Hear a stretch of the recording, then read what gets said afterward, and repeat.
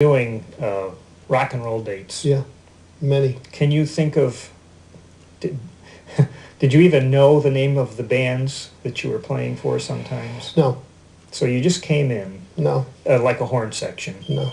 and they put the music in front of you, and you put the headphones on, Yeah, and I had no idea. I've done. Really? I did stuff for Blood, Sweat, and Tears. I did stuff for Bob Dylan. really, Who's the guy with the raindrops? Not Burt Bacharach, the other guy. raindrops keep falling on my Not head. that one. The other raindrops. It must be raindrops, Oh that my! guy. I can't think of his name. Anyhow. Okay. I'll think of his name later after I leave here. Yeah. But a lot of the various people. Uh-huh. I did a lot of work for them. I never knew who it was going to be. And occasionally somebody would tell me, you remember the date we did for so-and-so? Well, they're playing it a lot. And I'd say, oh, did I do that? Was I on that? And it just never really... I would keep an account of the jazz dates that I did or the symphonic dates because they, to me, were a little more meaningful. But some of these others would just kind of sit down and play a few figures, and it didn't really matter who you were playing for or what you were playing for. You just did your job and did it as well as you could.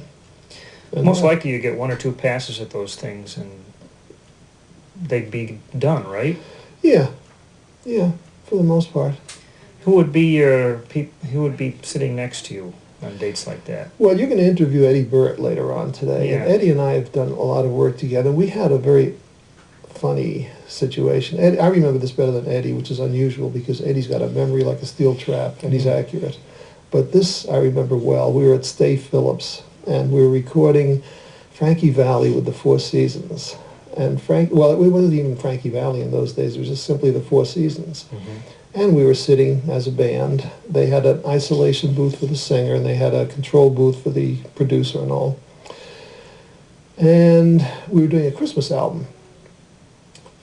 And it came to the tune "Oh Holy Night," which starts on the third beat. So it goes da da da da da da da da da da da da. Oh Holy Night, it comes in like that. Well, Eddie and I were the only two trombones. We were sitting side by side, looking straight into the booth, and Frankie Valli was doing a solo on this, and he could not get this.